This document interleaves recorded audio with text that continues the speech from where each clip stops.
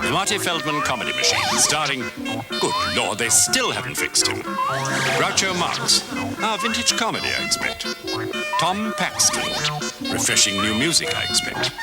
Spike Milligan. Now I don't know what to expect. Well, it beats cutting my toenails.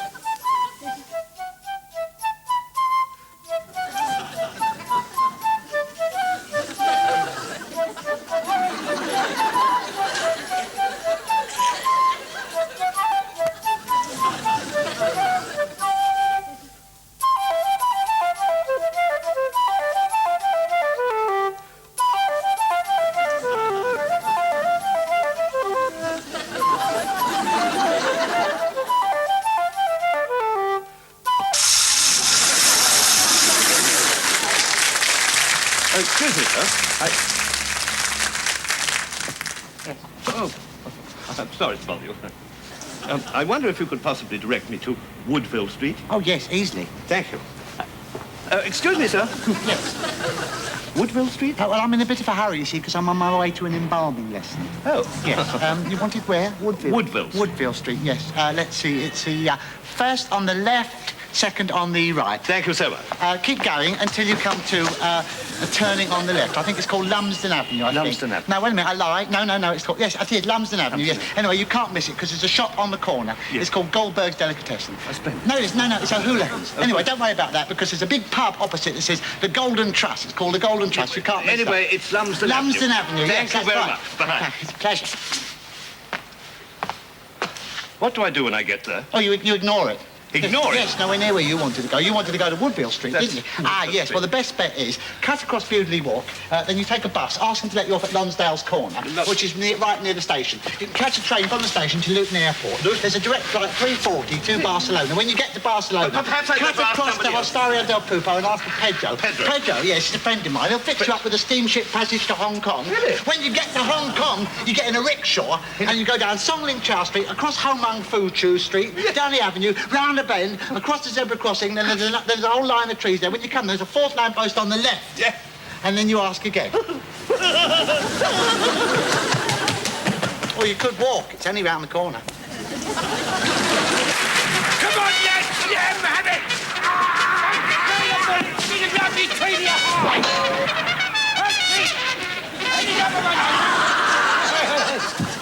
Come on, come! Major, come quick, sir! What is it, Corporal? Why must you make everything sound like an emergency? I'm in the middle of my tea. Oh, I'm very sorry to interrupt your repast, sir, but things don't look too good for us, sir. I think all is lost. Why do you say that? But all the men are dead, sir. What other reason? That's it, sir. Just one reason? How can everything be lost when there's only one thing going against us? Bandersnatch, you've got to be stronger if you want to command. Yes. Do you realise if I made one wrong decision, some of these men might not get back alive? You have to be brave in a war. Why are you holding your hand? It's a wound, sir. A wound? Yes, sir. Show it to me. Ah! You know I can't stand wounds and spiders and things like that. What about the Zulus? The Zulus. Think of something. I've got it. What? It's an old trick, Bandersnatch, but it might just work. Prop these men up against the sandbags. We'll use them as decoys. The enemy will think we still have a huge force and they'll be too frightened to attack. These stupid savages won't know the difference. Corporal Bandersnatch, what is that man doing out of uniform? He's dead, sir. I don't care about his personal life. I want his name and all privileges taken away from him. Oh, you're a hard man, sir. You're high unto the call. Still clowning about, eh, Archel? And remove that arrow from your head. He's dead, sir. I see you've let discipline go to hell here, Bandersnatch. What we need is a little rifle drill, a little discipline. Bentley. Bentley, give me your rifle. Bentley. Give me your rifle. Bentley. Bentley. your own way, but there'll be no crepe Suzette at dinner for you tonight. Why is this man smiling, Corporal? You always did see the funny side of things. I want you men to understand that it's only discipline that is going to bring us victory. That's it. Why isn't this man listening to me, Bandersnatch? He's dead, sir. Does this mean I'm supposed to coddle him? I didn't become a major by pampering people. I am what I am because I have army discipline. I'm a brains and guts man. Did I hear a snigger? I want the man who sniggered to come forward, or the entire battalion goes on a court-martial. That's better. At least you're honest, soldier. Corporal, I want this man promoted. But he's dead, sir. Then give him a 24-hour pass. Strike an officer, would you? Insubordination. Just for that, nobody goes to the dance on Saturday night. Just you and me, Corporal. But I have to lead because I outrank you. All right. Who's that on drums, Bandersnatch? He's very good. It's the fuzzy wuzzy, sir. They're attacking. What we've got to do, we've got to keep our morale up. Yes, sir. What we need is a sing-song, Bandersnatch. You lead and we'll all follow, amen? What key is that, Bandersnatch? No. Too high. Pick another song. Sir, the fuzzy wuzzies are attacking and I've got a harrow in my bag. The title's too long. The men will never remember the words. You picked a bad time to get bored, Corporal. We were all raring to go, weren't we, men, eh? And take that arrow out of your back. It's demoralizing. I'm dead, sir. Yes, then don't waste yourself. Hang on the wall and look alive. What's happening to this army? Being an officer's a lonely life. You men think you've got problems. I've never mentioned it before, but I have a bad case of rheumatism. Right here, where this arrow is pointing. I think it's going to kill me. I think I'm dying. I'll just prop myself up against the wall. My rank will frighten them. I just wish I could be alive to see them surrender to me.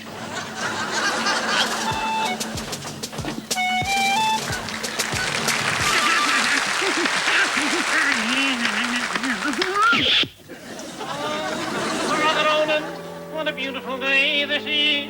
I couldn't agree with you more, Brother Sidney.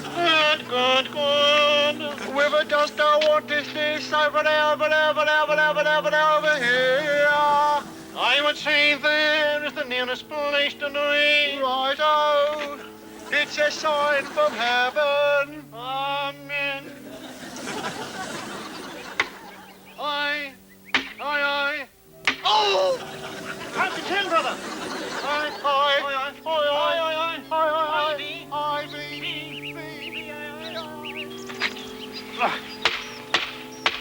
Right then. So the bishop said,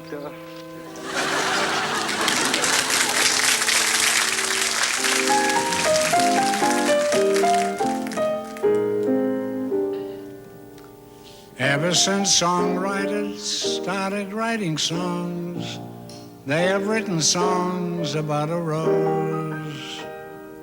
Red roses, blue roses, old roses, new roses, roses from the north and south and west. But here's the rose song that I love the best. Show me a rose and I'll show you a girl who cares. Show me a rose or leave me alone. Show me a rose and I'll show you a staggered babe. Show me a rose or leave me alone. She taught me how to do the tango down where the palm trees sway. I called her Rosa Mia, and she called a spade a spade. Show me a rose and I'll show you a storm at sea. Show me a rose or leave me alone. One night in Bixby, Mississippi, we watched the clouds roll by. I said, my dear, how are you? And she whispered, so am I. Show me a rose, and I'll show you a girl named Sam. Show me a rose, or leave me alone. Show me a rose, a fragrant rose. Make believe that you don't know me until you show me a rose.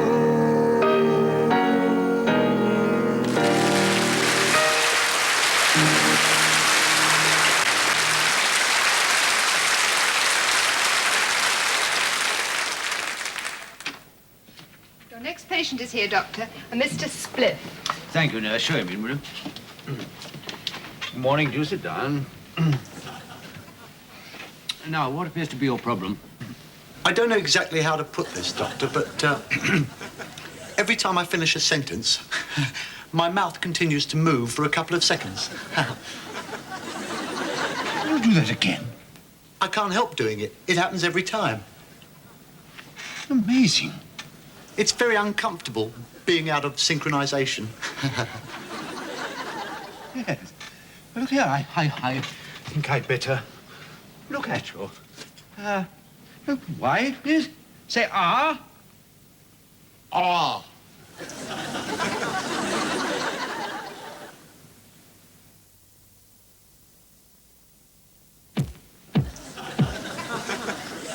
My dear sir, your whole body is out of synchronization. How long have you had this affliction? About 6 months, I suppose.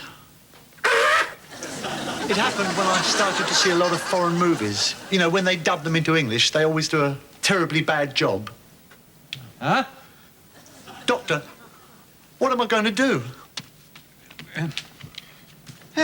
Look, try saying Peter Piper picked a peck of pickled peppers. Peter... Keep talking. Pickled peppers. That was nearly it, wasn't it? Let's have one more go, shall we? Peter... Peppers. That's it. It didn't, did it? Not a word. It didn't move. Not a word. Doctor, oh, you cured me. Oh, bless you, Doctor. Thank you. From now on, sir, I would recommend that you stay away from foreign films. It might be this disease could prove contagious. Doctor, you've caught my sink. I have? This is dreadful. It's everywhere.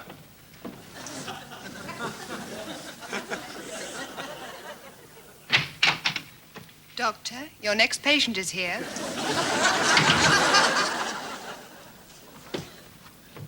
Good Lord, my nurse is out of sync.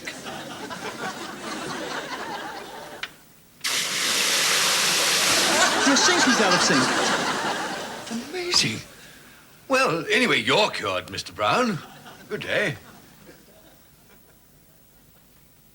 God bless you, Doctor.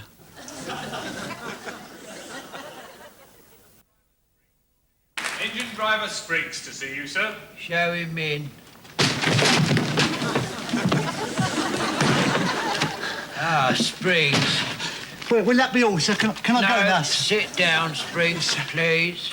It wasn't me, sir. I didn't do it, Be sir. quiet, Spriggs. Now, Spriggs, you know I don't have an easy job here. No, I know that, sir. I appreciate No, that, in sir. the course of a week, I might have anything up to 30 serious complaints against the railways to investigate. Yes, sir, I In a understand. bad week, even up to 50. Yes, sir. Now, it's a lot of complaints. Each one of them takes a great deal of my time, Yes, Spriggs. it does, sir. I know, sir. Now, last week, I had several serious complaints against you yourself personally, Spriggs. Oh, sir. About 40,000 in all. That's a lot of complaints. It is, sir. That's a lot of complaints, sir. Yes. It is, sir. Yes, sir. As a result, I haven't been able to leave this office for days. Not for days. Result is my wife has gone off with an Arab, all my doggies are dead, and someone's opened a Chinese restaurant in my bedroom. I'm sorry about that, sir. 40,000 complaints, Spriggs. It's a lot, Now, the first question. Last Friday, you were supposed to take the 10:15 express to Bristol. But instead of that, you took the London to Brighton cattle train carrying 700 cows. Why? I like animals, sir, don't I?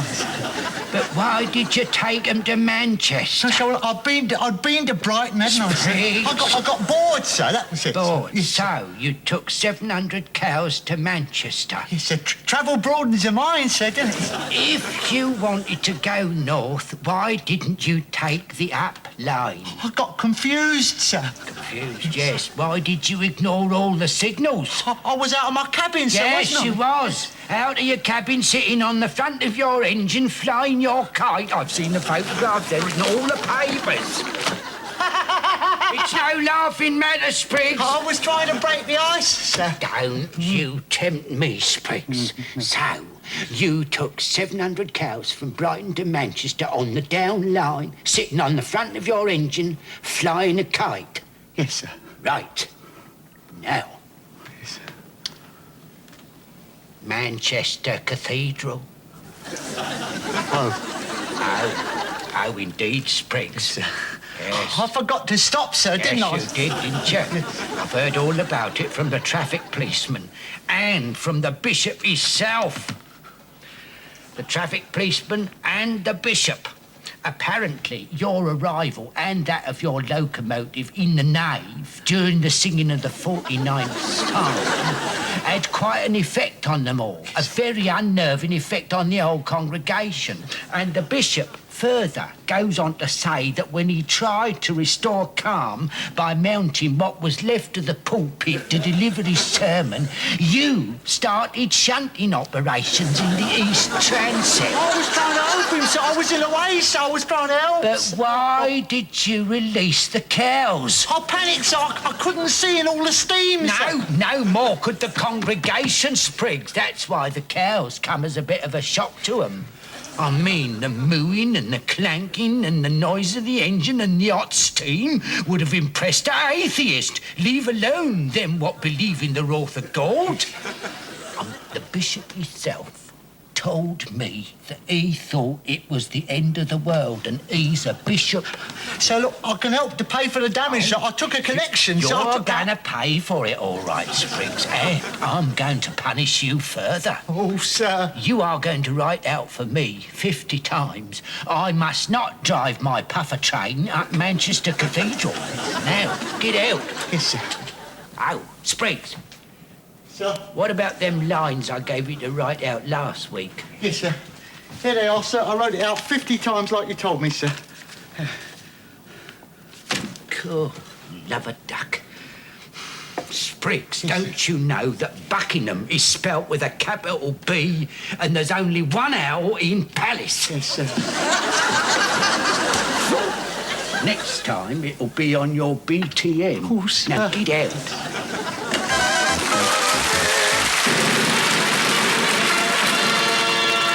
Hold on to your hats because it's time for Nini Nana and the Two Nunas.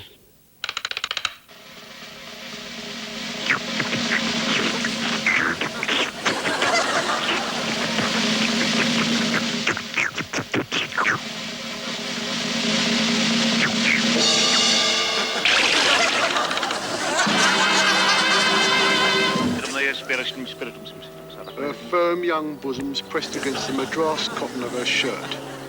He pressed her backwards onto the silken His brown, gracile fingers started to grapple with...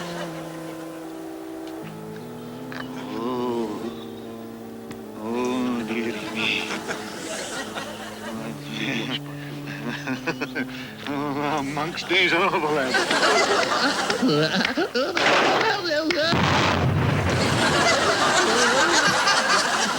We're gathered here to read the last will and testament of the late Morgan Percival, who unfortunately can't be with us, having kept a previous appointment with eternity. In other words, he's dead. What's the use of kidding? However, we do have his memory, his portrait, and his widow has kindly donated his teeth. Mrs. Percival. Lovely choppers, aren't they? If I may say so, a worthy memorial to a wonderful human being and a dentist who was one of the pioneers of overcharging. Too macabre. All of us gathered like vultures over Morgan's body. Speak for yourself, madam. Personally, I'm gathered like a vulture over his money. Well, what's that? £25. No, for what? I've just gone into overtime. You've only just started. It's never too soon to go into overtime. To begin with, the total of the late Mr. Percival's estate has been assessed at £834,000, which is to be divided amongst the beneficiaries subject to certain conditions. If they fail to meet them, Mr. Percival decreed, in recognition of my years of service, self-sacrificing service and double bookkeeping, that person's share passes from them to be equally divided between me. I have an objection. I have an objection, too. I'm not crazy about your looks. Don't you want to hear what I have to say? Not particularly, no. But if you'd care to put it in writing, I'll be glad to light my next cigar with it. Before beginning the actual reading, I'd like to pay tribute to the generosity of Mr. Percival's sister, Ermentrude, who so thoughtfully died yesterday, thus guaranteeing me her share of the money, £45,000. Thank you all, Miss Venables. I'd like to raise your salary or your skirt. Sir? But first you ought to take a cut. Meanwhile, back to the will. I, Morgan Percival, to think I saw him only yesterday. Of course, he'd been dead 3 days by then. Well, won't you please carry on? I never stop carrying on, eh, Miss Venables? I mean the will. I've got the will. All I need is the way. A little energy would help. Yes, wouldn't it, though? To continue, to my beloved wife, Franconia. Isn't it a ship? No, it's me. Oh, a battleship. I leave her £300,000 on the condition that she proves herself faithful to my memory. Oh, that's easily done. Oh, yeah? Can you remember what your husband had for breakfast on May 24th, 1947? Well, of course I can't. How much loose change did your husband have in his pockets on Groundhog Day, 1952? I can't think this is the kind of fidelity my husband had in mind. Can you tell me how many hairs your late husband had on his nose and ears, and how many of them were curly? Well, I've no idea. How quickly we forget. 3 failures, sir. That means her shares revert to you. This is terrible. Don't worry. Oh, I'm simply overcome. Funny to me, you look underdone. To my eldest son, Joseph, I leave £250,000 on the condition that he proves himself a man after my own image. Don't worry, Mother. I'll share everything with you. Well, tell me, son, are you a lecher, a transvestite, or a mouth breather? Certainly not. Then you lose. You're absolutely nothing like your father. He must be turning in his grave. I wouldn't think so. We packed him in pretty tight. Another £25,000, sir. Thank you, thank you. To my dear daughter, Greenbaum, I leave £125,000 on the condition that she answers truthfully any questions my trusted lawyer should see fit to ask her. Will you give up now, or do you enjoy humiliation? I shall answer any questions you want. Good, fine. How many members of Parliament are there? 623. Who wear a truss? How long does it take to go up to the Eiffel Tower by elevator? 3 to 4 minutes. If you start in the Tower of London? I don't know. Well, you're doing miserably. I'm surprised you picked this particular category. What is the world's record for crossing the Atlantic? By air? On foot. Why are you doing this to me? Why not? I've done everything else to you. You're a greedy, callous swine. Well, this is quite true. There are just 2 things I have to say to you. The first thing is, kindly leave the room while I say the second thing. Just get on with the reading. Never hurry an artist. Miss Venables. Thank you. We now come to Philpot, the faithful butler. Say, Philpot, you must be out of work by now with your late master dead and the house reverting to you-know-who. How would you like to work for me? I should like it very much, sir. You're hired. To my butler, Philpot, I leave £80,000 on the condition that he accepts no work from any other employer. But, sir, Now I'm working for you. Never mind, Philpott. Wealth would only have made you rich. Incidentally, you're fired. £80,000, sir. Good work, Venables. This experience could make a man of you, but I hope it doesn't. To my kindly old Aunt Philistine, I leave whatever she would like to take from the residue of my estate. I only want what I deserve and nothing else. Venables, go out and buy this woman a half-pound of garlic sausage. That leaves her £39,000 to you, sir. Rebecca, in view of my fantasies, I believe I can call you Rebecca. Sir? Please tell me exactly how much pleasure I've got out of this meeting. £834,000 exactly, sir. And now, if you care to put onto the table any spare cash, jewelry, and valuable houses you have about your persons. Thank you, thank you. Are you ready, Miss Venables? Sir? Shall we go? And my mother wanted me to be a doctor.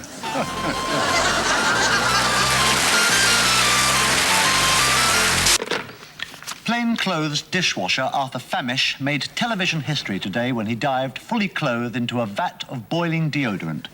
A large piece of cod has been detained for questioning and seasoning.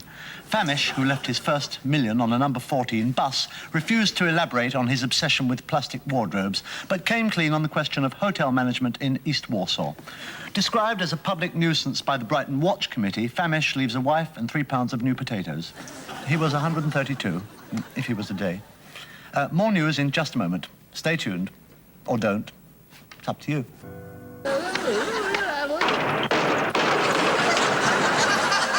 Hello. In this age of dissension and pre-packed loafers, protests can take very many unusual forms. Here in Grimsby today, immediately behind me in this cage, is a man who, in his lonely protest against the injustices of society, has chained himself to a parrot perch. Mr. Grimefurter, will it be in order for me to... Will it be in order for me to open this cage door? Yes, please do come in. As you see, I'm chained to this perch. Splendid. Yes. Tell us, what does it feel like to be chained to a perch? Well, I feel that it has changed my life in many ways, actually. Yes. You see, I used to be afraid of falling off my bed, but now that my bedroom and my living room are one and the same thing, I'm now frightened about falling off my living room. Yes, quite. The possibility that haunts me, and I'm sure indeed it must haunt many a parrot. Yes, indeed. And you find your whole way of life is attuned now to that of a parrot, do you? I'm finding my way into the skin of a parrot. You see, I feel that the world would be a happier place if people knew what it meant to be chained to a perch and have their chins tickled. Yes, would you indeed. care to oblige? I'm slightly apprehensive. I don't bite. No, it's perfectly right. It's just that I'm domesticated. do tend to get shingles from No, parrots. I'm fine, actually. Oh, very well, then. Thank you. Now, you did promise not to bite, you know. Yes, well, we parrots are treacherous little creatures.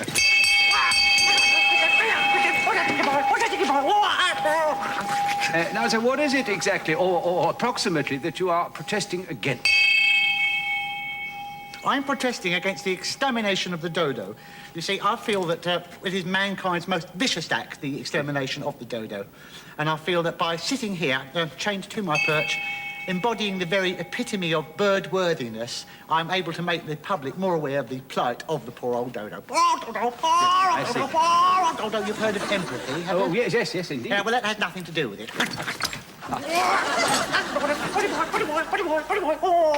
Now, tell me, what sort of training was involved in this protest bit that you're doing? I learnt how to fly.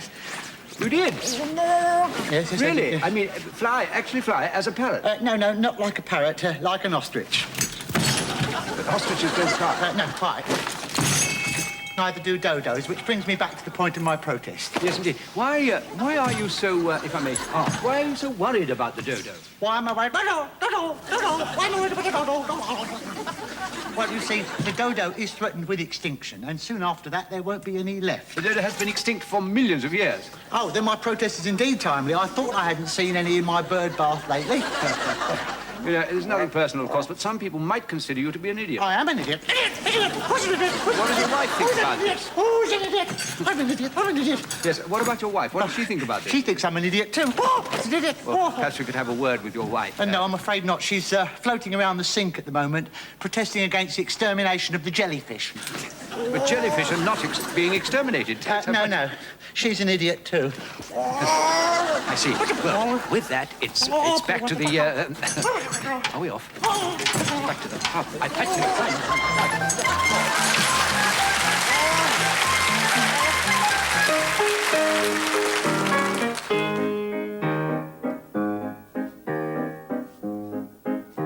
Oh, Lydia, say, have you met Lydia?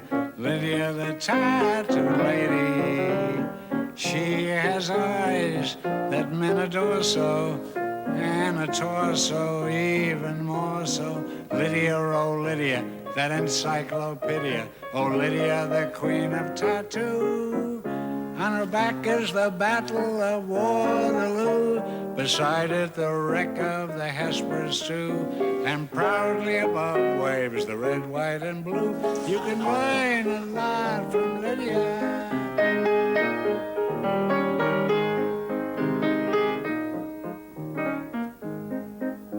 When her robe is unfurled, she will show you the world. If you'll step up and tell her where, for a dime you can see Kankakee or Paris or Washington crossing the Delaware.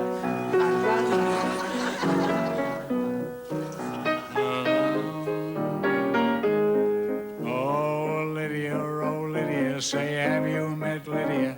Lydia, the tattoo lady.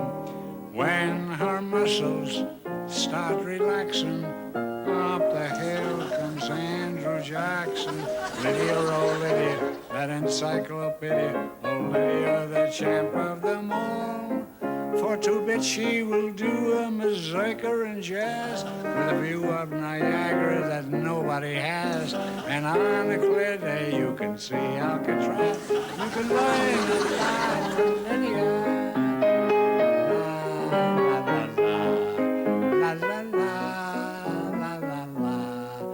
Come along and see Buffalo Bill with his lasso. Just a little classic by Mendel Picasso. Here is Captain Spaulding exploring the Amazon. Here's Godiva, but with her pajamas on.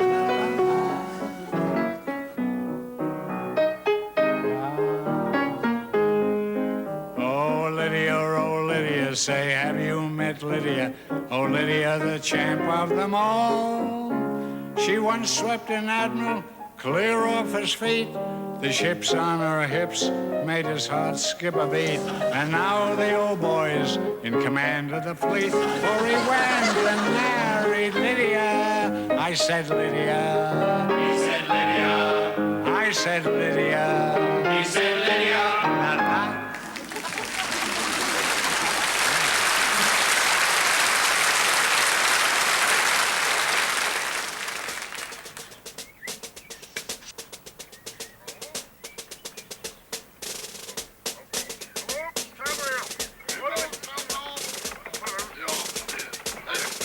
The year 1780.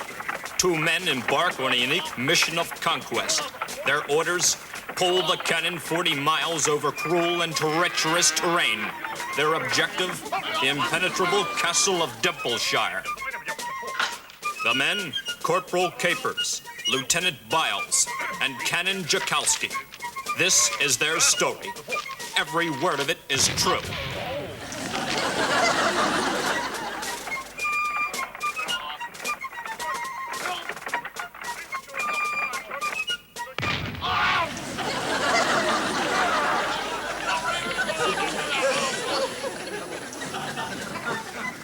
War is hell, but bravely, undaunted, the men press on.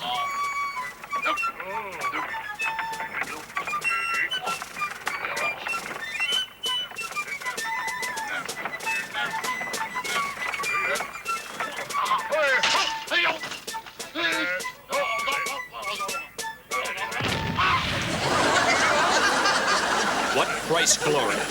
Yet a man must do what a man must do. They only knew they must forward ahead.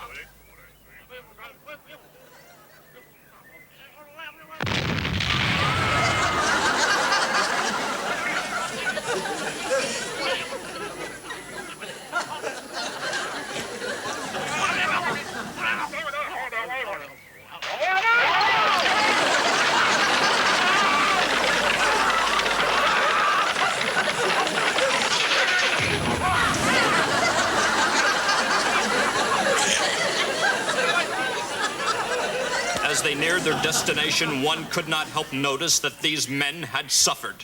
The enemy was yet to come, but right now they had to face hunger, fatigue, and their cannon.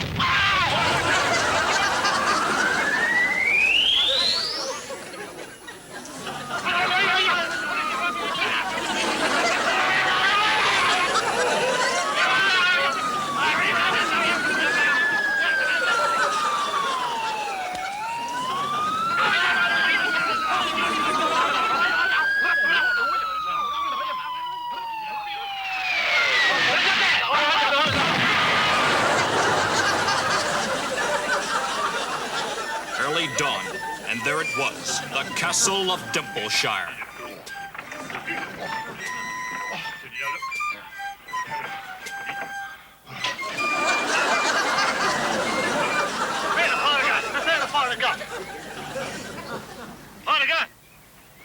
Well, I haven't got the matches, so I thought you had the matches. Hang on. Right. No, wait. Fire the gun. Fire the gun. Wait. If we destroy that castle, of what use will it be to us then, sir? All right, this could mean promotion for you, soldier. Thank you, sir. You in that castle over there! Come out with your hands up and your trousers down, or we'll surrender.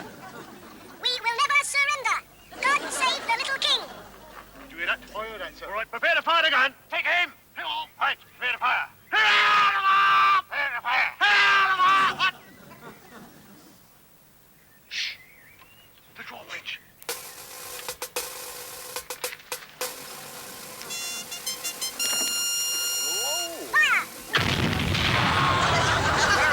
They died, and yet they lived, as do all men at the end of films like this where they walk up through the clouds.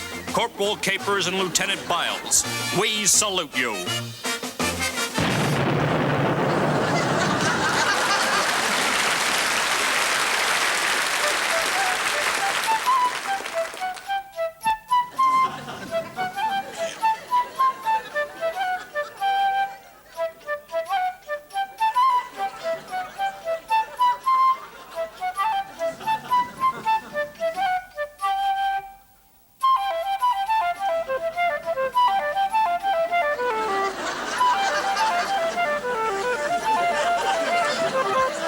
Goodbye.